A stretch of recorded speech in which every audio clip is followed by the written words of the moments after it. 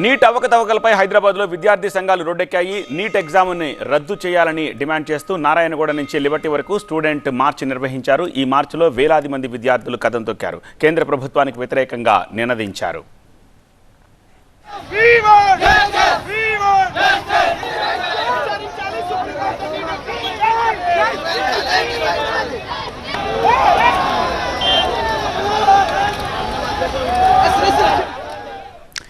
Neat పరీక్షలో జరిగిన తప్పిదాలపై sitting జడ్జితో విచారణ జరపాలని డిమాండ్ చేశారు విద్యార్థి సంఘాల నేతలు. విద్యార్థులకు జరిగిన అన్యాయంపై ప్రధాని మోదీ క్షమాపణ చెప్పాలని ఎమ్మెల్సీ బల్మూరి వెంకట డిమాండ్ చేశారు. నేషనల్ టెస్టింగ్ ఏజెన్సీని రద్దు చేయాలన్నారు.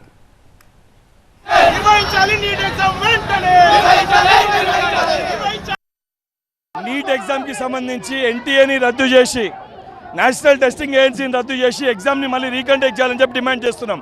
బీజేపీ పార్టీకి చిత్తశుద్ధి లేకుండా ఎవరైతే ప్రదీప్ కుమార్ జోషి ఉన్నాడో ఉద్దేశపూర్వకంగా గతంలో వ్యాపం స్కామ్ అప్పుడు కూడా ఆయన మధ్యప్రదేశ్లో యూపీఎస్సీ చైర్మన్గా ఉండే. సో విద్యార్థుల నమ్మకాన్ని కోల్పోతారు కాబట్టి విద్యార్థులకి భరోసా కల్పించి తక్షణమే నీట్ ఎగ్జామ్ని క్యాన్సిల్ చేయాలని చెప్పి నరేంద్ర మోడీ గారు కూడా బహిరంగ క్షమాపణ 24 లక్షల మంది విద్యార్థులకి వాళ్ళ తల్లిదండ్రులకు చెప్పాలని చెప్పి డిమాండ్ తోటి ఈరోజు పెద్ద ఎత్తున కేంద్రానికి ఒక హెచ్చరిక జారీ చేయడానికి అన్ని విద్యార్థి యోజన సంఘాలతోటి పెద్ద ఎత్తున ఈరోజు నిరసన కార్యక్రమం చేపడుతున్నాం.